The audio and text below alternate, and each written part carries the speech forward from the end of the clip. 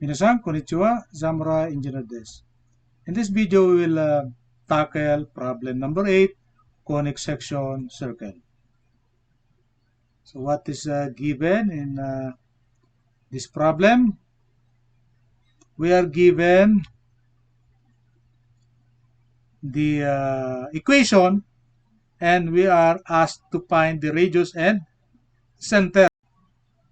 Okay, so we are being asked to find the radius and the center. So we have the following given. So let us start with problem number 8. Okay, problem number 8.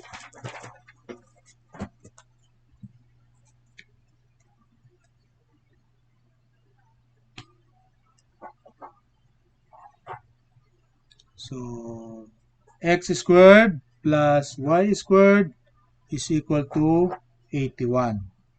Okay, that is our given equation for the problem. And since we have what? The format? Standard format. Standard format is going to be like this.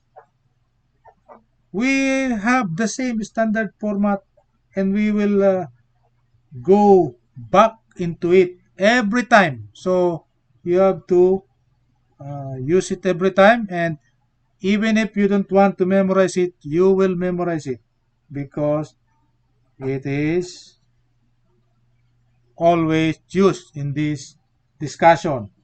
So first equals 81, and here in the format equals r squared. So therefore r squared is equal to 81, and therefore we can immediately solve for the radius. What is the radius? Square root of 81, which is 9. Okay?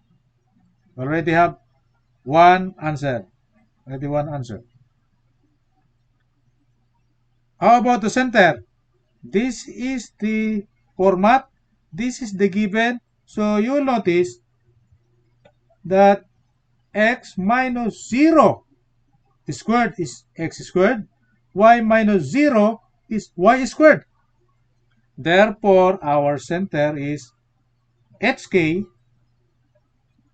which is actually at the origin.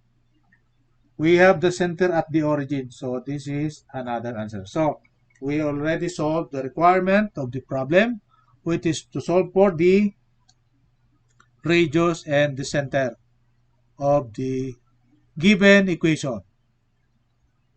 So radius and center. So we have what? Radius is 9, center is at origin for problem number 8. Again, see you on problem number 9. This is Dr. AP.